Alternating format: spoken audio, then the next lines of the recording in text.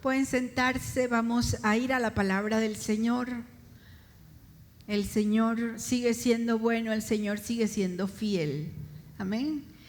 Y en esta mañana yo tengo un mensaje un poco temático, un poco expositivo. Quiero hablar acerca del amor de Dios. Y el título del mensaje es Aférrate al amor de Dios. Cuando pensamos en aferrarnos a algo, la imagen que se nos viene es de estar como agarrado bien fuerte y agarrar algo o alguien bien fuerte. Uno puede aferrarse a algo o a alguien para uno no caer o para que el otro no caiga. Puede tener cualquiera de las dos acepciones. Pero aferrarse quiere decir sostener algo con fuerza. Y yo quiero que nosotros vayamos y vamos a ver 3 versos muy sencillos, poderosos, en el Salmo 94 acerca de aferrarse al amor de Dios. Pero antes de ir al Salmo 94, vamos a ver un poco, y si enciendo esto, vamos a ver un poco qué es el amor de Dios. Nosotros hablamos de amor y hablamos del amor de Dios y hablamos de lo que significa amar a Dios y que Dios nos ame. Y sin embargo es este tipo de temas o de conceptos que no es tan fácil de definir, porque pensamos que sabemos. Fíjense que la palabra de Dios nos dice que el amor de Dios es incomprensible al entendimiento humano. Sin embargo nos dice, ama al Señor tu Dios con toda tu fuerza, con todo tu corazón, con toda tu mente. Entonces, como si no entiendo, no puedo comprender el amor de Dios en toda su grandeza, en toda su profundidad, ¿cómo voy a amar a Dios? Esto quiere decir que la manera o la única forma en que nosotros podamos amar a Dios es porque el Espíritu Santo nos enseña a amar a Dios. Nuestro amor humano suele ser muy limitado. El amor humano usualmente nace de uno para uno, por uno, y busca la propia satisfacción. Yo siempre les pongo el ejemplo de personas que cuando he atendido en consejería o en consejería prenupcial, en noviazgo, y les pregunto, ¿por qué te quieres casar? Porque quiero encontrar a alguien que me ame. Estoy buscando a alguien que me ame, que me haga feliz. Esto es muy humano, el buscar la felicidad propia. Por eso nos cuesta mucho entender el amor de Dios, porque el amor de Dios es completamente desprendido. Entonces yo quiero que vayamos al texto bíblico, a varios textos, donde nosotros podemos tratar de encontrar algunas de las descripciones de las características del amor de Dios, para luego pensar entonces cómo me aferro al amor de Dios, cómo me sostengo en el amor de Dios. Y en primer lugar, dice en 1 Juan 4:10, y este es un principio importantísimo, debemos entender y recordar que Dios nos amó primero. No nosotros amamos a Dios, Él nos amó primero. Lo que nosotros hemos conocido de Dios y hemos conocido acerca del amor y del amor de Dios es porque Dios nos amó a nosotros en primer lugar. Dice el texto bíblico, en esto consiste el amor verdadero. No en que nosotros hayamos amado a Dios, sino en que Él nos amó a nosotros y envió a su Hijo como sacrificio para quitar nuestros pecados. Cuando nosotros comenzamos a entender que Dios nos amó primero, quiere decir que el amor de Dios no estaba sujeto, ni está sujeto a cómo somos o cómo éramos nosotros. Nosotros no podríamos llenar los requisitos, al contrario del amor humano. no sé cuántos de ustedes en algún momento antes de enamorarse o enamorados hicieron su lista de cuáles son las características o cualidades que ustedes quieren que tenga o que querían que tuviera su pareja. Y hay personas que hacen listas de 25, 30, 40. ¿Cómo quiero que sea? Y van poniendo, marcando. Quiero que sea, al primero comienzan, se hace como el disimulo, ¿no? Quiero que sea una buena persona.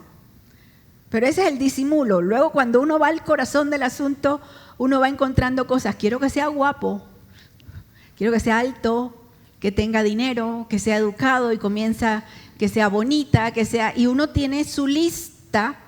Quiere decir que uno en su mente está pensando en cómo tiene que ser la persona para que yo la ame. Por eso se piensa que uno de los amores más puros es el amor de los padres y el amor de una mamá o de los padres, porque los padres no saben cómo va a salir el hijo o cómo va a salir la hija, pero lo aman desde antes de nacer. Y ves que lo van a defender contra todo y contra todos. Y te van a enseñar al bebé y te van a decir, ¿verdad que está bello, hermoso? Y tú te quedas como, ¿cómo le digo que no tanto? Porque a los ojos de una mamá, a los ojos de un papá, sus hijos son lo máximo. Son bellos, dice Fresia, son bellos. Entonces, cuando pensamos en el amor de Dios, debemos recordar como primer principio es que Dios nos amó primero. Nosotros no le amamos a Dios. ¿Esto a qué nos lleva? A que cuando tú y yo comenzamos, decimos, es que estoy buscando a Dios, o es que yo me acerqué a Dios, yo fui a la iglesia porque yo me estaba acercando a Dios, debemos recordar que es al revés. Dios te atrajo porque te ama.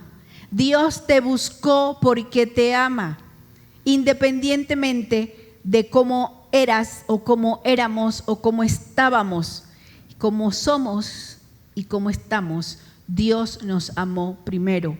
En segundo lugar, el amor de Dios es incondicional. Jeremías 31:3 es uno de los pasajes más conocidos del profeta Jeremías que se recita o se enseña o uno memoriza. Y en Jeremías 31:3, el Señor hablando dice, hace tiempo el Señor le dijo a Israel, yo te he amado, pueblo mío, con un amor eterno, con amor inagotable te acerqué a mí. Fíjense lo que está diciendo el Dios al profeta. Dile al pueblo que yo le he amado con un amor eterno, con un amor inagotable. Y por eso es que se dice y entendemos que el amor de Dios es incondicional. Dios no pone condiciones para amarnos. Dios no pone requisitos para amarnos y Dios no le pone un final a su amor. Dios no te va a decir, me divorcio de ti porque dejé de amarte. Eso es humano, eso es muy humano. Ya no quiero estar contigo porque ya no te amo. O ya tú no me amas como antes. Eso es amor humano. Nuestro problema es que a veces nosotros entendemos a Dios como si Dios fuera persona y que dependiendo de lo que nosotros hagamos o dejemos de hacer, así también va a fluctuar el amor de Dios. Sin embargo, el amor de Dios es incondicional. Hay gente que cuando le falla a Dios, todos le hemos fallado a Dios. Hay gente que cuando le falla a Dios piensa que ya no hay manera de acercarse a Dios porque le fallé a Dios. Y Dios ya no me va a amar. Y hay personas que en lugar de acercarse en medio de su caída, en medio de su fracaso, en medio de sus errores, en vez de acercarse a Dios, lo que hace es que se van alejando más. Porque dicen, es que después de esto que hice, ya Dios no me va a poder seguir amando. Ya Dios no me va a querer porque yo no me estoy portando bien. Esta es una concepción humana, una idea humana que nosotros le adscribimos a Dios pensando que Dios funciona como funcionamos nosotros. Sin embargo, el texto nos está diciendo, yo te he amado con un amor eterno. Cuando Dios le dice esto a Jeremías para su pueblo, el pueblo estaba metido en uno de sus más grandes episodios de idolatría, de alejamiento, de rechazo a Dios. Estaban prontos a ser invadidos por los babilonios para ser llevados cautivos. Tenían siglos portándose mal y olvidándose de Dios. Y en medio de esa circunstancia, en medio de ese momento, Dios les dice, te he amado con un amor inagotable. Por eso es que nosotros no podemos entender el amor de Dios. Y a veces miramos nuestra historia y decimos, es que yo tengo tanto tiempo apartado del Señor, es que yo me alejé de Dios, es que yo ahora estoy luchando con una situación dentro de mi corazón y en mi mente y no me puedo acercar a Dios. Dice, te he amado con un amor eterno, con un amor inagotable. Nosotros no tenemos idea del concepto de lo que es inagotable. Vaya a ver si tiene agua en la casa. Se agotó. Se acabó. No hay. Nosotros entendemos lo que es que algo se acabe, se agote. Nuestras fuerzas se acaban, se agotan y uno dice, ya no puedo más. Ya no puedo más. Yo estoy viendo, mi esposo me está cambiando el cielo raso de mi recámara porque cuando cambiamos el techo de la casa se dañó. Entonces, ustedes, los que no saben, estuvimos 2 o 3 años cambiando el techo de la casa. Ya eso fue hace 2 años, o sea que 2 años con el cielo raso sin arreglar. Y ahora, gracias a Dios, Señor ha dado la provisión para cambiar el cielo raso. Pero mi esposo y su hermano están trabajando todo el día en poner, en romper, en hacer, en poner. Y llega un momento en la tarde o en la noche que él dice, estoy fundido, no puedo más. Porque se le agotan las fuerzas. Y a uno se le agotan las fuerzas físicas, pero también se le agotan las fuerzas emocionales. Uno dice, ya no puedo con este sufrimiento. Ya no puedo con esta angustia. Ya no puedo con este estrés. Uno se agota. Por eso es que uno entiende el concepto de que algo se termine. En nuestro diario vivir las cosas se terminan, pero nos cuesta entender algo que dure para siempre, algo que sea interminable. Por eso nos cuesta entender que el amor de Dios no se agota.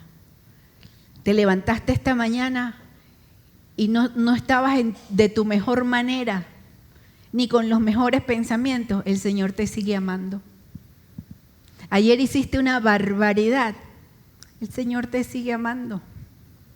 Y esto no quiere decir, bueno, ahora yo tengo permiso para vivir de cualquier manera porque Dios me sigue amando. Porque ese es el otro lado de la moneda, cuando entendemos mal el concepto del amor de Dios. El amor de Dios es inagotable, pero ¿para qué? Para acercarnos a Él, para que Él en su amor nos corrige, nos cambia, nos transforma, nos enseña, nos moldea, nos disciplina. Lo que pasa es que nos gusta el concepto del amor bonito, el amor que complace o que satisface nuestros antojos, nuestras necesidades, lo que a nosotros nos gusta, pero nos cuesta la parte del amor que corrige, la parte del amor que disciplina. Y sin embargo es parte del amor inagotable que nos acerca a Él.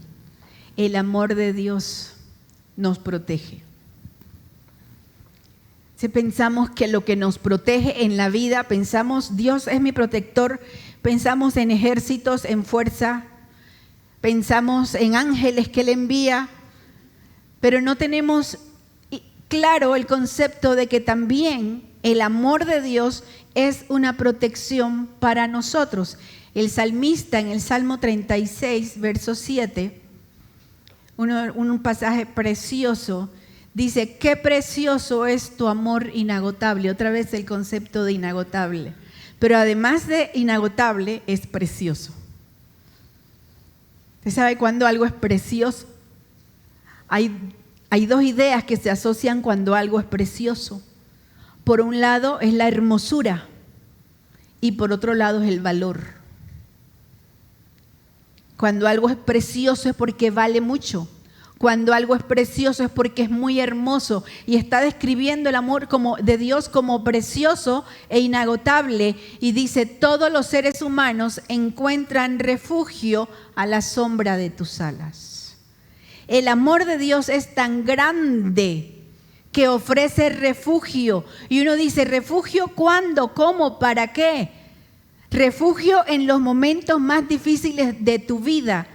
Refugio, consuelo, esa cobertura que tú y yo necesitamos. Tú sabes que el amor de Dios incluso te protege para que no fracases. Y a veces no nos damos cuenta, pensamos que es nuestra sabiduría, nuestra inteligencia, nuestra habilidad, lo organizado que somos, lo fuertes que somos ante las tentaciones. Sin embargo, lo que nos está diciendo la palabra de Dios es que ese amor que nosotros no podemos entender es suficiente para protegernos, es suficiente para defendernos, es suficiente para cubrirnos. Hoy más que nunca tú y yo necesitamos la protección que nos da el amor de Dios. Dice, utiliza la figura de a la sombra de tus alas. Es una imagen que usted puede encontrar en internet en todas partes, cómo las aves cubren a sus polluelos y extienden así. Está en un aguacero y está un ave y hace así, y abajo aquí así están un montón de pajaritos. Y usted ve las cabecitas de los pajaritos. Esa es la imagen que está protegiendo a los suyos, los está cuidando. Hermanos, tú y yo no estamos solos por la vida, ni andamos indefensos. El Señor nos cuida, el Señor nos protege, estamos seguros a la sombra de sus alas, porque el amor de Dios es precioso, es inagotable. Camina con seguridad, vive con seguridad, enfréntate a las circunstancias de tu vida con paz, porque el Señor tu Dios te ama con un amor que es precioso, que no se acaba, no se agota y que tiene el poder para protegerte, para cuidarte. Parte de nuestro problema es que a veces buscamos protección donde no debemos y donde no hay. Recordemos, así como definimos el amor de Dios, también podemos entender que el amor humano tiene muchos defectos y no alcanza para protegernos como nosotros lo necesitamos. Por otro lado, el amor de Dios nos hace hijos. Y esto es importantísimo que nosotros podamos entender cuando dice Juan, miren con cuánto amor nos ama nuestro Padre, que nos llama sus hijos. Y eso es lo que somos. Pero la gente de este mundo no reconoce que somos hijos de Dios porque no le conocen a Él. Miren con cuánto amor nos ama nuestro Padre, que nos llama sus hijos. Tú no eres el vecino de Dios. Tú no eres el compañero de Dios. Tú no eres la amiga de Dios.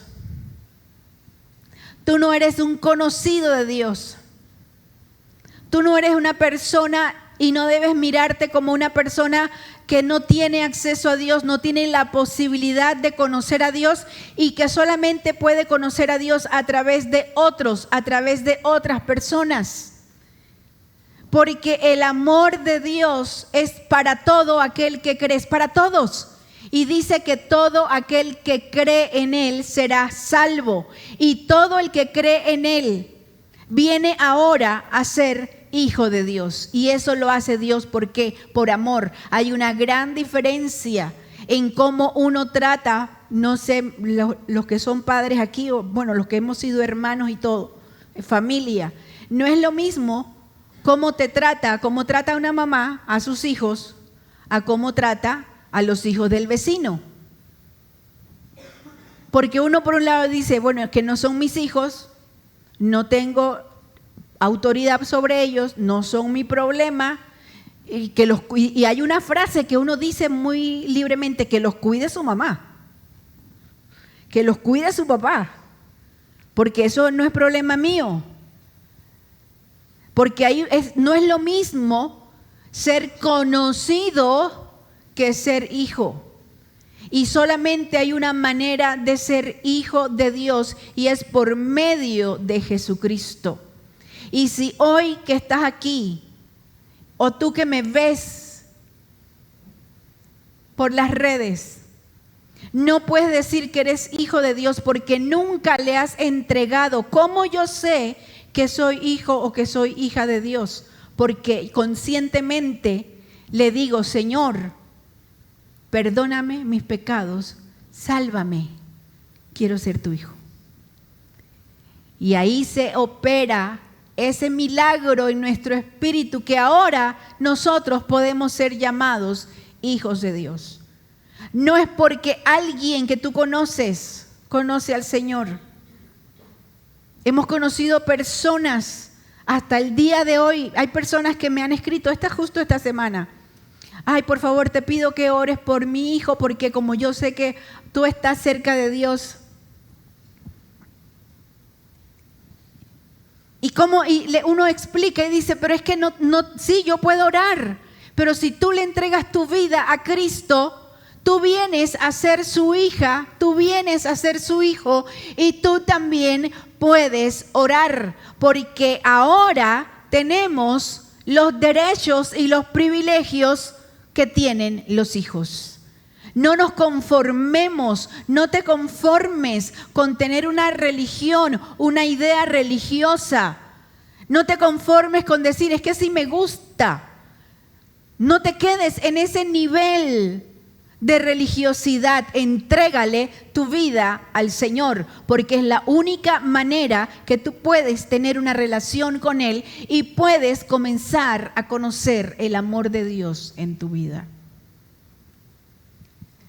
Y ahora sí les decía que estas características las quería tomar, todavía no he comenzado a predicar, para que vayamos al Salmo 94 y de una forma muy sencilla veamos en el mismo texto cómo nosotros podemos aferrarnos al amor de Dios.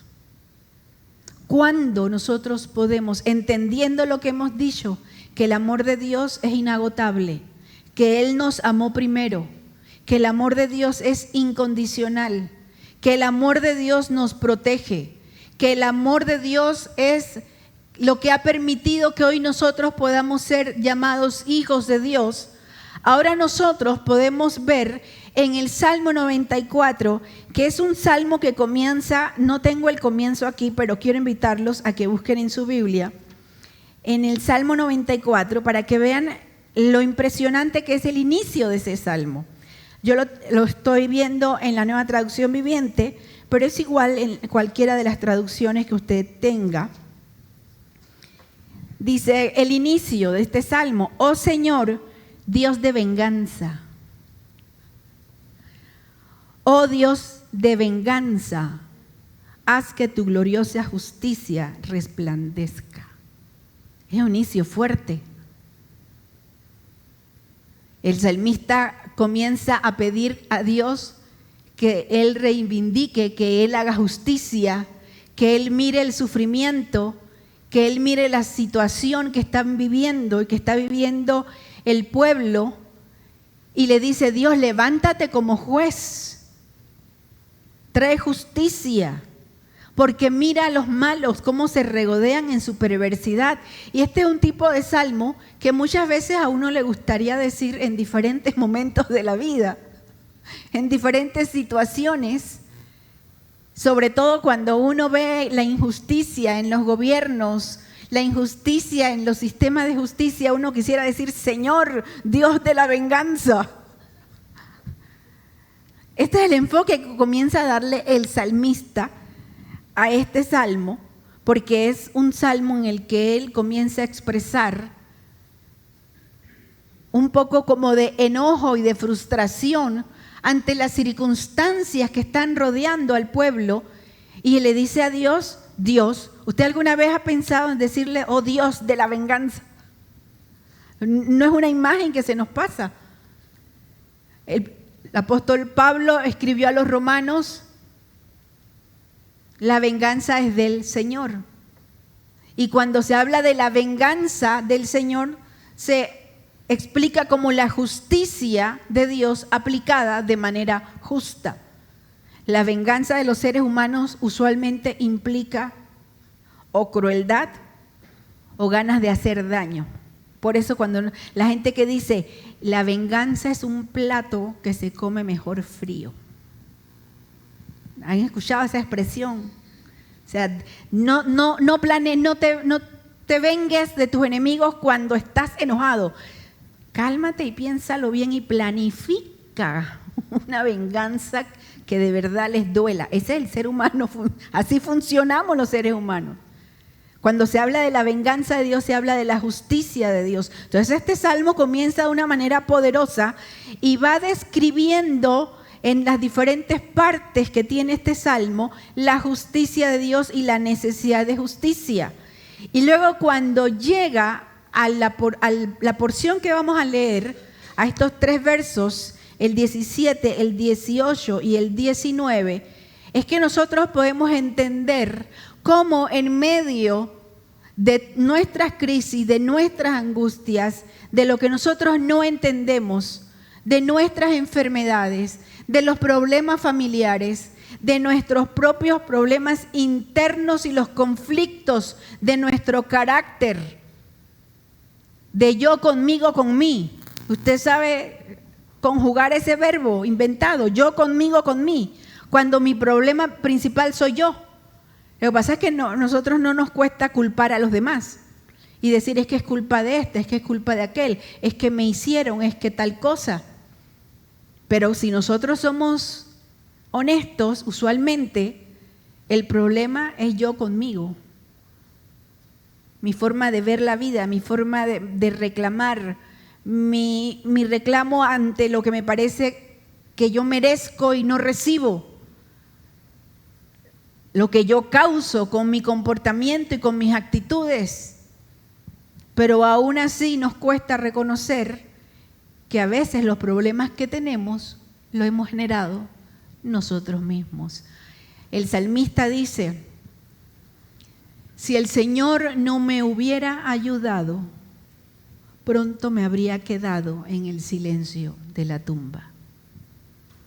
En primer lugar, ¿para qué debemos aferrarnos al amor de Dios? Para poder entender que nuestra ayuda viene de Él.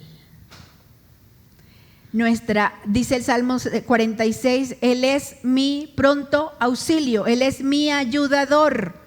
Él es quien me sostiene. Nosotros decimos los textos bíblicos y lo tenemos a la mano, decimos, Él me sostiene con su mano derecha, Él es mi ayudador, Él está conmigo, no temeré lo que me pueda hacer el hombre, mis enemigos. Pero aquí el salmista está reconociendo que si el Señor no le hubiera ayudado, pronto se habría quedado en el silencio de la tumba. Una forma de decir, no hubiera tenido yo remedio, no hubiera tenido forma de salir de este problema. Hermanos, no esperemos a sentir que el problema es tan grande que no hay solución. Aprendamos a depender de Dios en todos los momentos de nuestra vida y decirle, Señor, necesito tu ayuda.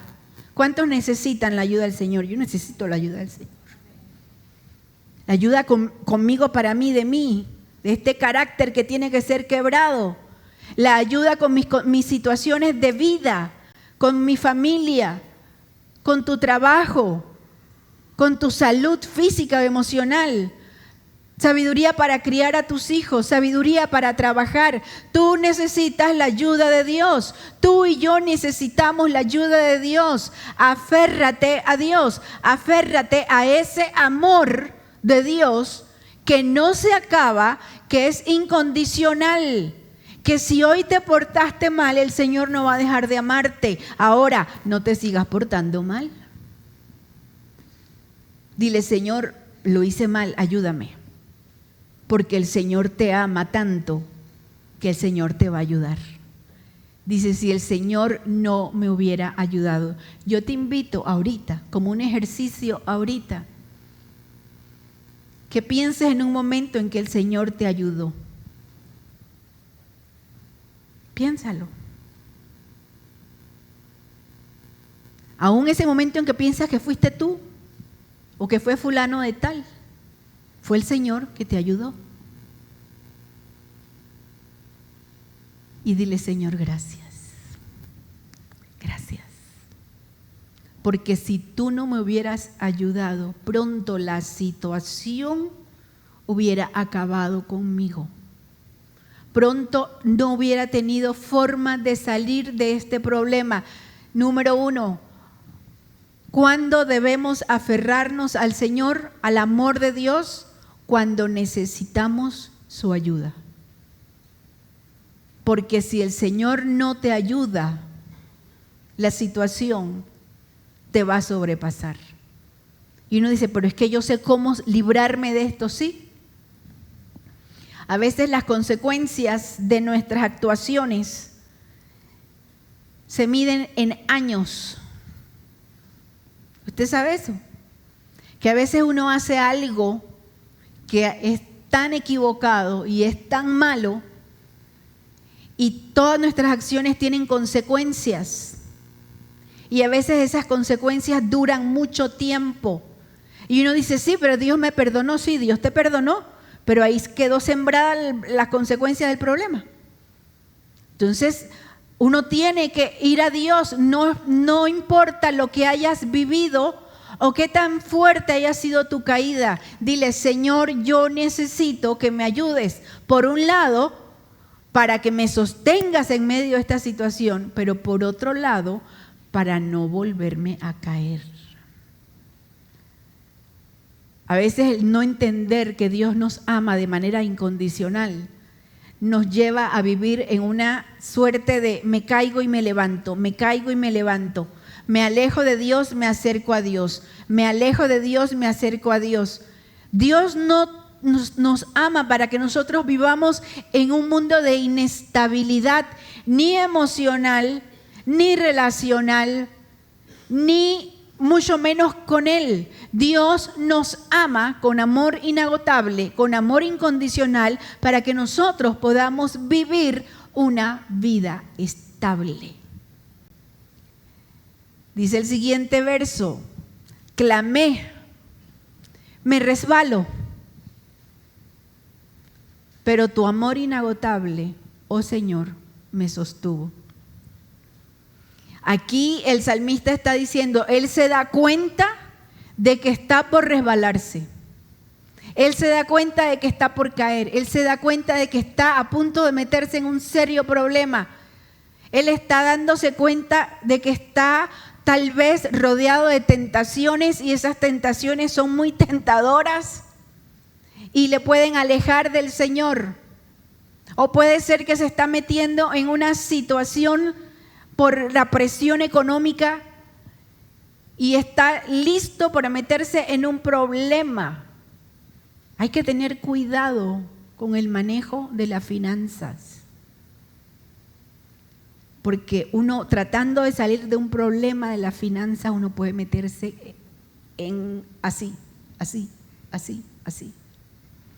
Cuando se le acerque en una farmacia a ofrecerle una tarjeta de crédito, tenga cuidado. Porque en el momento puede parecer, ay, compro y es un alivio. Lo que le iba a costar $5 le puede terminar costando 500. Hay que tener cuidado. Dice, él se dio cuenta, dice, pero cuando se dio cuenta de que estaba a punto de resbalarse, a punto de caer, a punto de que el problema fuera más grande que él, cuando estaba ya en el borde, él se da cuenta y en vez de decir, bueno, ni modo, ya que me estoy cayendo, me termino de caer. A veces funcionamos así. Y uno dice, bueno, ya me metí en esto, ni modo. Él dice, me di cuenta, clamé, me resbalo. Y aquí es donde interviene el amor de Dios, porque dice, pero tu amor inagotable, oh Señor, me sostuvo. Aférrate. El amor de Dios está para sostenerte, para ayudarte, para evitar que caigas. No te conformes y digas, ni modo, ya esta es mi vida, este es mi problema, yo tengo que cargar con esto, tengo que vivir con esto.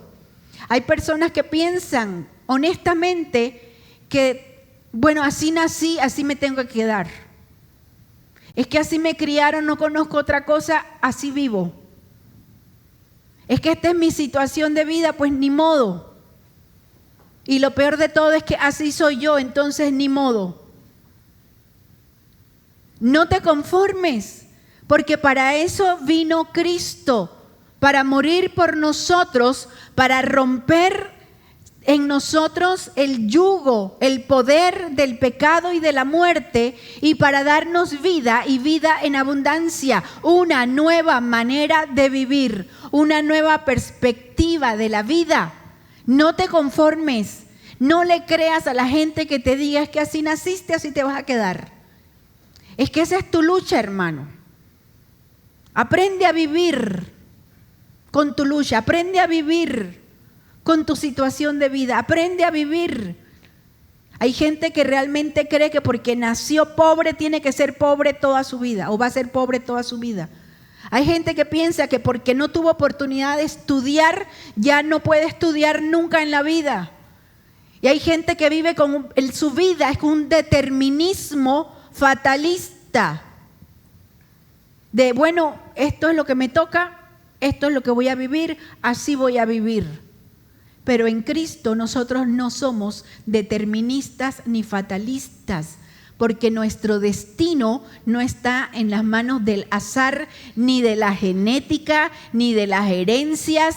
Nuestro destino no está en lo que nos estudiamos o nos formaron, o en nuestros fracasos o los fracasos de nuestros padres. Nuestro destino está seguro en las manos de Dios, y quien ha declarado para ti victoria se llama Jesucristo, quien triunfó por ti en la cruz del Calvario. No te conformes. ¿Cuántas veces uno escucha decir, es que en mi familia todos son así? Es que en mi familia todos somos así. Es que así nos criaron. Es que así aprendimos. Ajá, ¿y entonces? Entonces, es hora de uno, como el salmista en el Salmo 103, dice que él le dice a su alma, alma mía, bendice al Señor. En este momento de decirle a tu alma y que tú le digas a tu alma, alma mía, aférrate a Dios. Alma mía, camina conforme a Dios quiere. Alma mía, camina por la fe en el camino que Dios ha propuesto. Alma mía, no creas las mentiras del diablo que dice que yo nací para fracasar. Porque en Cristo soy más que vencedor por medio de aquel que me amó con un amor inagotable. No creas que tu destino está escrito en fracaso.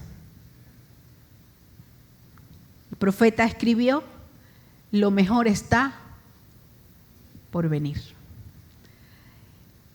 Y dice en este texto que es el 19, es uno de mis textos favoritos de todos los tiempos.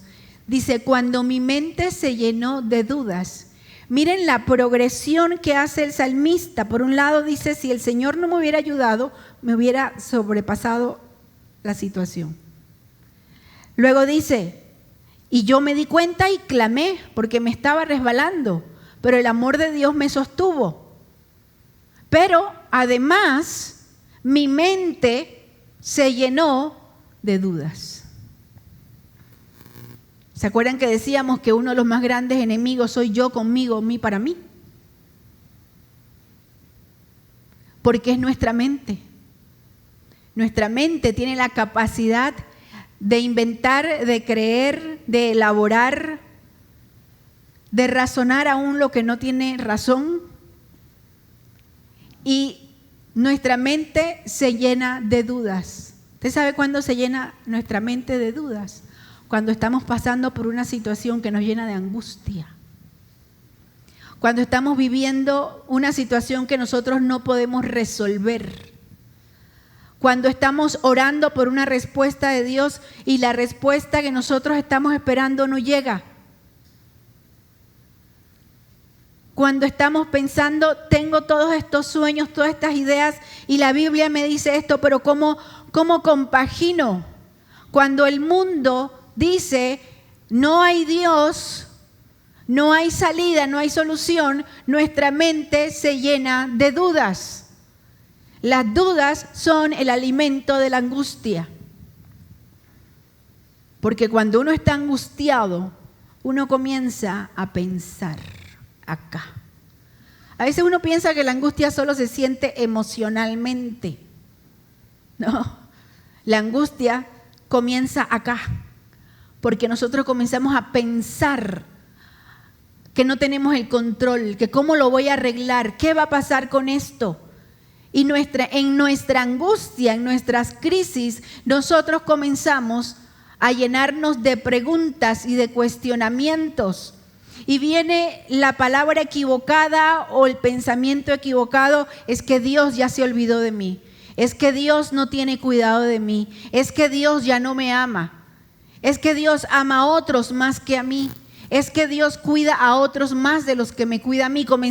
Las dudas nos llevan a compararnos con otros.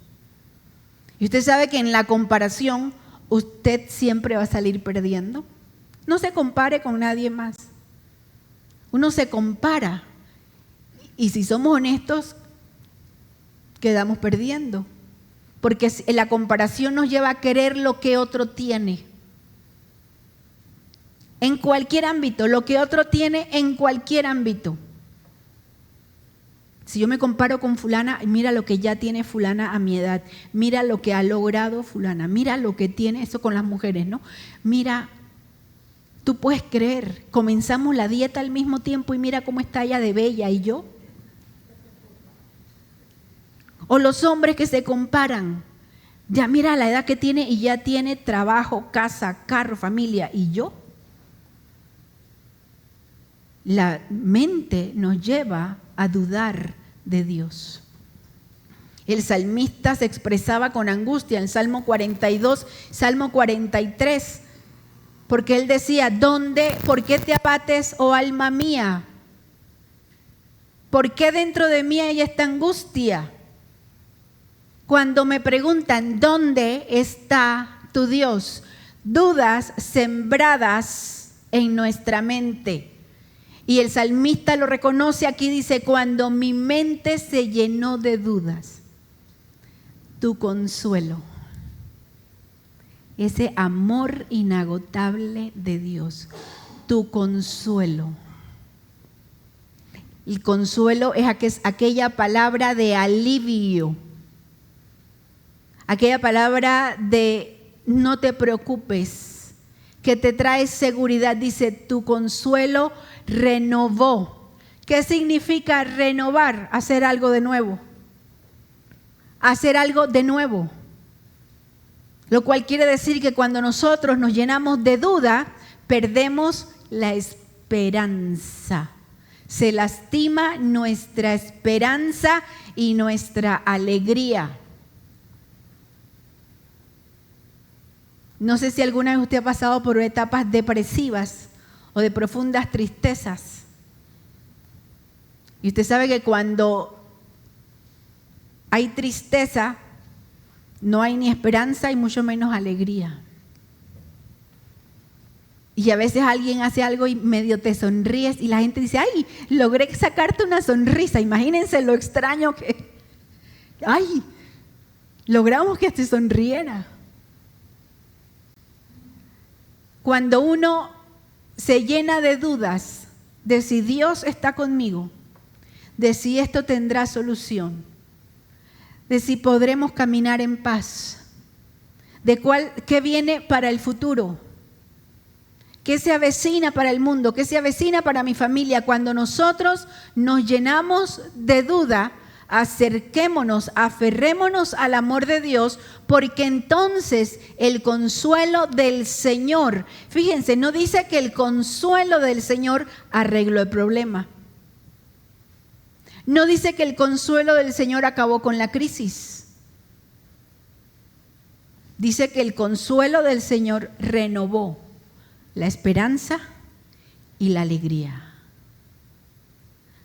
Cuando las inquietudes en tu mente por aquellas cosas que estás viviendo y que parecen no tener salida estén en ti, sobre ti, recuerda que el consuelo del Señor viene a tu vida para renovar tu esperanza y para devolverte la alegría. Dios no quiere una iglesia llena de gente triste. Los cristianos no debemos andar por la vida con la cabeza baja, lamentándonos.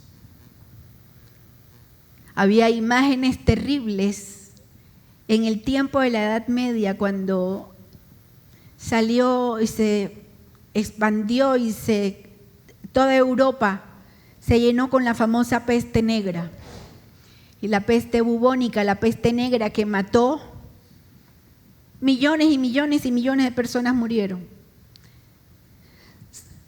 Salieron varios grupos de personas que eran los flagelantes. Y los flagelantes se iban por todos los pueblos con unos látigos,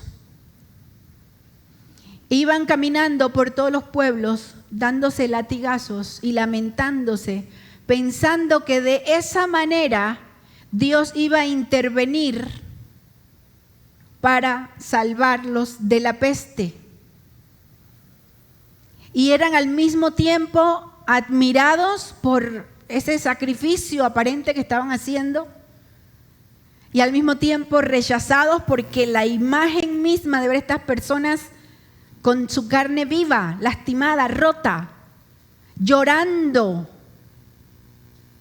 Nosotros a veces, de una manera figurada o metafórica, vamos por la vida como si fuéramos flagelantes. Y yo he conocido cristianos que nunca están contentos. Siempre hay algo que les hace falta. Y lo expresan en sus caras, en sus palabras, en su manera de vivir. Y tú le dices, ¿y cómo estás? Bueno, he estado mejor. Ya sabes, no con problemas, pero bueno, gracias a Dios estoy bien. He conocido cristianos a los que pasan años y años y su vida es una vida de tristeza, lamentándose por lo que tenían, por lo que no tenían, por lo que no tienen y por lo que no van a tener. No han entendido que cuando tu mente se llena de dudas, el consuelo del Señor puede renovar tu esperanza y renovar tu alegría, porque no somos llamados a vivir en una eterna vida de tristeza, de pérdida, de dolor, de angustia, con un duelo interminable por lo que la vida me robó. No. En el Señor estamos completos. En Él hay plenitud de gozo. Dice el salmista, el Salmo 16, delicias a su diestra para siempre. Dios nos ama con amor inagotable. Aférrate al amor de Dios. En medio de tu angustia y de tu crisis, recuerda, Señor te ama. No ha dejado de amarte, no te va a dejar de amar.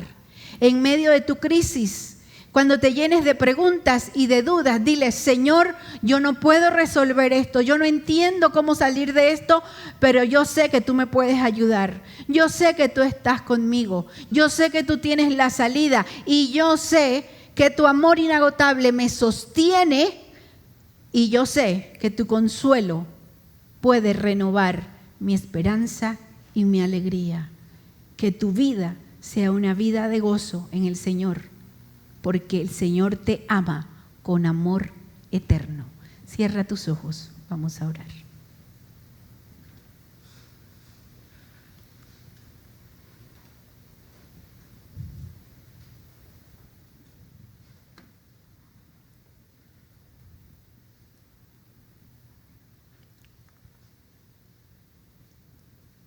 Quiero preguntar, ¿habrá alguna persona aquí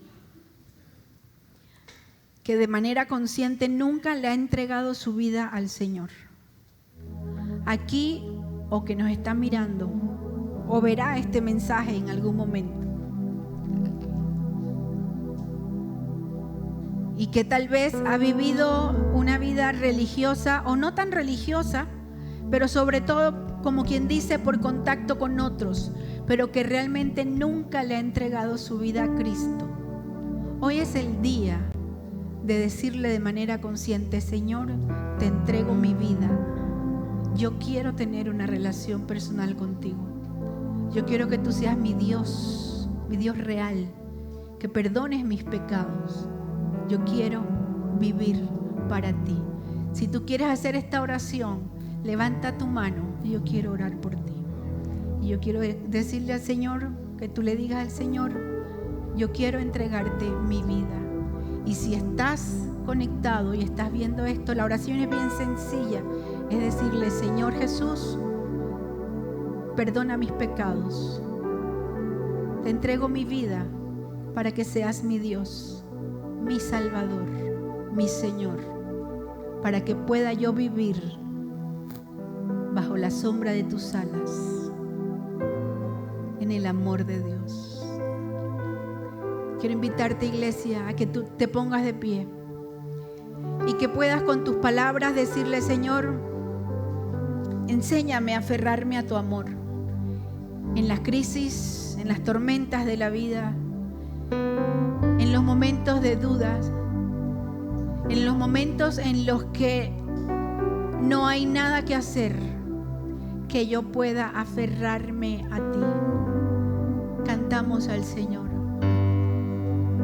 En los atrios estoy, Señor Jesús. He venido ante ti para ofrecer mi alabanza y gratitud. Tú eres digno, mi Jesús, de recibir la gloria y el honor. Aquí estoy, Señor, ante tu altar. Hoy entrego ante ti todo mi ser. Ahora en mi interior y hazme un nuevo corazón, dirigido por tu Espíritu, Señor. Vengo a ofrecer mi Señor, mi corazón en adoración.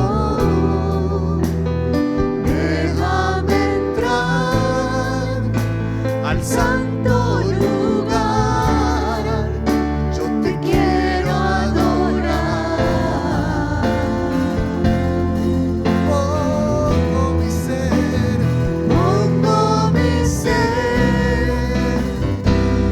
a tus pies, al perfume de grato olor. Quiero llenar el santo lugar con mi adoración.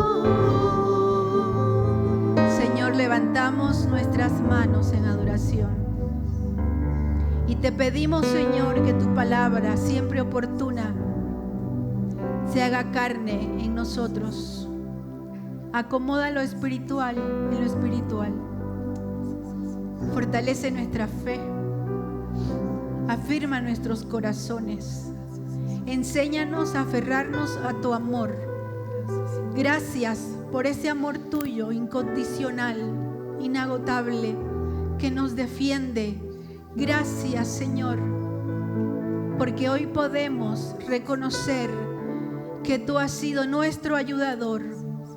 Podemos reconocer que tu amor inagotable nos ha sostenido y podemos declarar que tú renuevas con tu consuelo nuestra esperanza y nuestra alegría.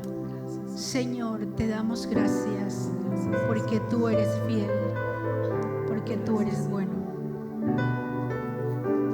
Bueno, vamos a seguir adorando a nuestro Dios con nuestros diezmos.